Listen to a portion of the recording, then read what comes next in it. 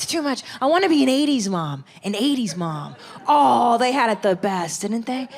There used to be a commercial that came on at 10 o'clock at night that said, it's 10 p.m. Do you know where your children are? They had to remind bitches they even had kids.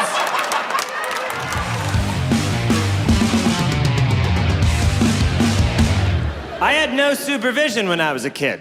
We were free to do what we wanted, but also with that, no one cared about kids. I grew up before children were special. I did, very early 80s, right before children became special. Like, I remember when milk carton kids became a thing. When they were like, hey, we should start looking for some of these guys. I don't think they're just blowing off steam. Oh, fuck. I know what this is. This is how I felt growing up. Yeah, this is what the 70s and 80s were like. Both your parents work, you got a set of keys to the house when you were 3.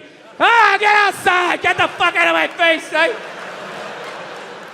It was fucking nuts. Yeah, I grew up in a very, angry time, you know? Like, you were afraid of your dad, your dad's dad. I talked about this shit before, but I'm still working through it, so just bear with me. You just were fucking, yeah. Like, I love seeing kids nowadays loving their dad.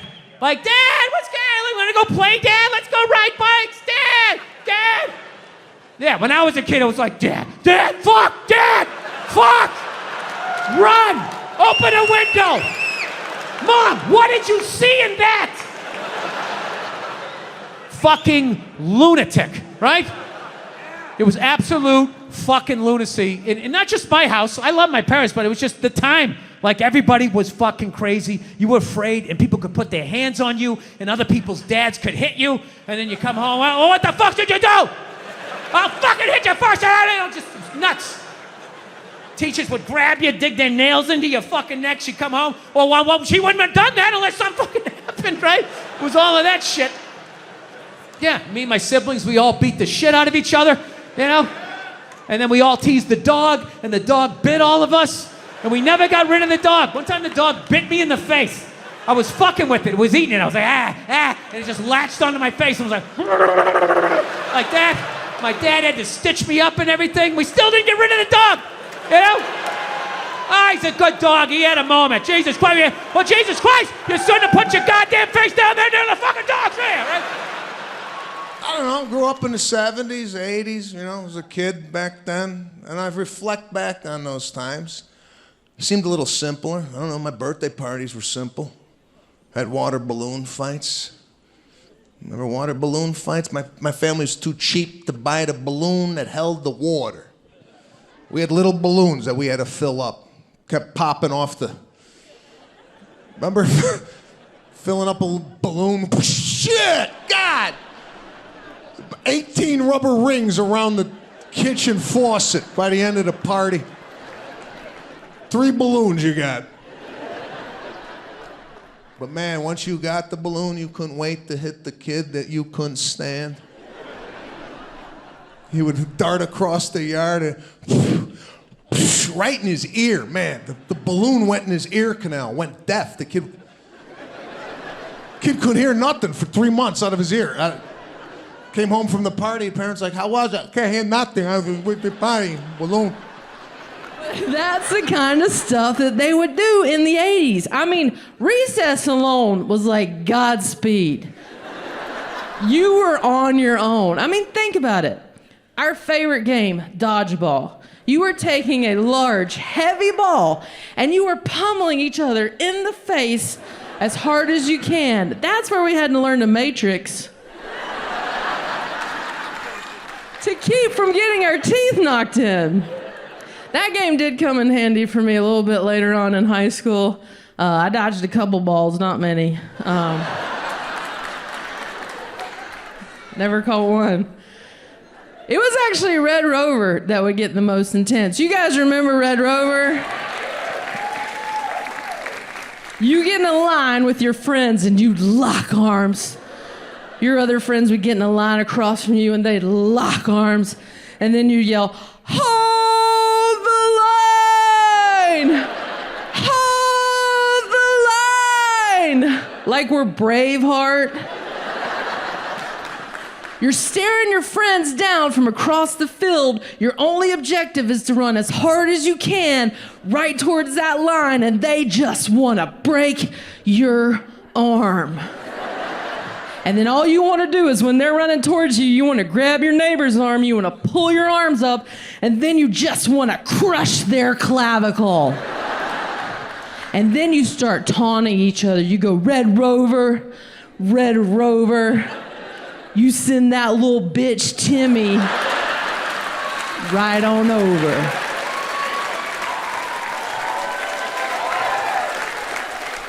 Timmy gets that look in his eye. He starts running as hard as he can.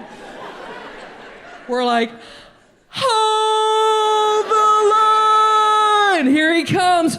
We grab each other's arm. We pull our line up. Now Timmy's crashed to our line. Now our arm's dangling from the socket. Right, did we win? Did we hold the line? Your teacher's not doing anything. She's over there on the blacktop just smoking a Virginia Slim.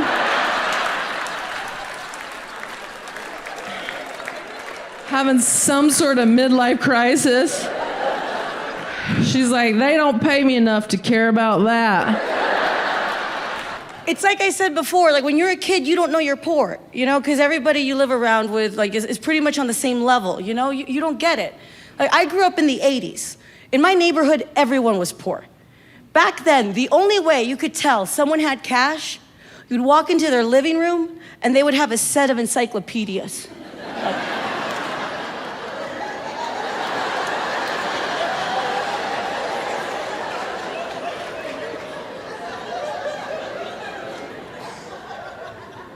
I knew Juan was doing good.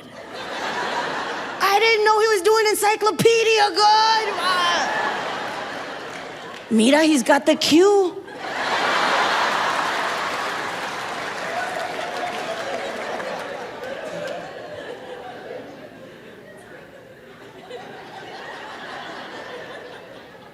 I feel like half of you don't know what the fucking encyclopedia is. But I get it. You know, this is the age when music hits your life. You know, you don't listen to your parents anymore. When I was her age, that's when Prince showed up. I think I was listening to my father, my fat, bald, white father, when Prince showed up, right? Half naked, his little nipple hair sticking out, full mustache, but wearing makeup, kind of gay, but singing about sleeping with women. I was like, I don't know what this guy's trying to tell me, but I'm gonna follow him to the end of my days. But in the 80s, I was a straight up dyke, and it was different then. I mean, we didn't have Queer Eye. You know, we didn't have anything like that, you know, and it was dangerous to be gay, and it was very hard. It was like the 80s, and I was like, I'm gay! I'm gay! I had like really heavy boots and like cargo pants with lots of shit in the pockets, like carabiners and D-rings and measuring tape, and lesbians just like to hook shit on other shit. It starts with a fucking friendship bracelet, and then hooking one thing into another thing, and then it's a U-Haul. So you're just hooking one thing into another thing. Heavy as fuck, I'm gay, you know, with a bike chain and a messenger bag and a CD player playing Ani DeFranco. And I was gay, because we were gay, because you had to be gay, you had to be strong. As a lesbian, we had to be strong in the 80s because our brothers, our gay men, were dying of AIDS, so we had to be there for them, be strong for them, be courageous for them, and they were learning how to have safer sex and use condoms, so lesbians, in solidarity, were using dental dams. There's nothing sadder than trying to eat pussy through a piece of plastic.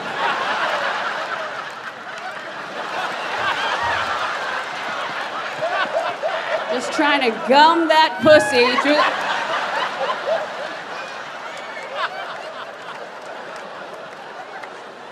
It's like talking to the pussy in prison, behind the glass, on the phone. All right, y'all make me think of my husband. Let me tell you about him. Because he's got a 401k. And, yeah. Okay, we met at the University of Tennessee. When I hear a man say, "Go Vols," I think, oh my Lord, did I make out with him in the 80s?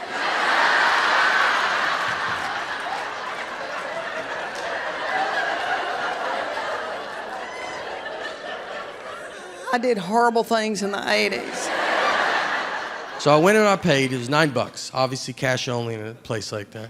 And so I give him my $9. Go up. First snake I see is a gaboon viper. It's a crazy venomous snake. And there's a story written out about how venomous it is. And the story was that these two kids broke into the Washington National Zoo in the early 1980s to steal a gaboon viper for whatever reason. So they get it, they put it in a trash bag. When they're walking out, they have the trash bag over their shoulder as if they forgot what they just did. The snake bites through the trash bag because it's a 1980s trash. It's not like a Glad one now, you know. This was like when trash bags were not doing good. So it bit the kid. The kid went into a coma for 4 days, and then it was like, that's all we know. We don't know what happened. And you're like, that's the whole reason I'm even reading this, to see what... Did he die? Is he stronger? Are you him? Like, what's the rest of the story? The 80s, man. There was no mindful parenting. My mom used to cuss me out in the JCPenney parking lot in Hungarian, screaming at me, "Akarat buffon kapsuik pesos!" Which translates to, I'm gonna hit your head so hard, you're gonna shit your pants.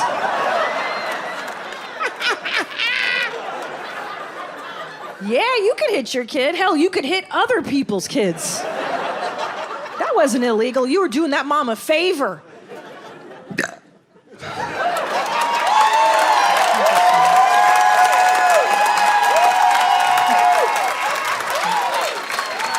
You see me. You really, really see me. Now, I'm not saying that the 80s were perfect or that child abuse is right. But here's the thing. Well, you need a little strife in your life, a little struggle, a little putting a brick in it. Why? To create resilience. Resilience, okay? 80s weren't perfect, but I'll tell you what they didn't have. There were no safe spaces. There were no trigger warnings. And there were no fucking peanut allergies. Entertainment is in our blood. My sister sang and I dance. And I know what you guys are thinking. You dance? Yes, I used to dance. I'm an OG B-boy from the 80s, man. I still remember back in the day when I used to do the moonwalk at talent shows. And when my mom found out I could impersonate Michael Jackson, it was the best day and the worst day of my life. Best day because my mom was like, oh, you have talent. It was the worst day because my mom was like, oh, you have talent. And when she found out I could dance like Michael Jackson, she made me do it every time someone came to the house. Every time. It didn't matter who was at the house. Your auntie is here. Joseph, do the Michael Jackson. Joseph, your uncle is here. Do the Michael Jackson anak just one time like that, oh. Joseph, my friends from work are here. Do the Michael Jackson one time, Joseph. She made me do Michael Jackson my whole life. And then it just got to the point where I was like, I was done. I'm not gonna do the Michael Jackson anymore. I remember that day. Joseph, my coworkers are here. Do the Michael Jackson for me, Joseph. And I was like, no, I'm not doing it. I'm done. No more. Stop telling people I can do that. But I told all my coworkers and look, oh, they're waiting. Just come on, Joseph. Just do like, come on. Just one, Joseph. No, Mom, stop telling people I can do Michael Jackson. I'm not doing it anymore. I'm done. I'm not gonna do it. My God, Joseph, I told my coworkers, that's why they're here. They want you to do the Michael Jackson and you're not going to do it. That's embarrassing me, huh? Why don't you want to do the Michael Jackson, Joseph? Tell me why, huh? Why? Tell me why you don't want to do the Michael Jackson, Joseph. Why? And I was like, because I'm 33.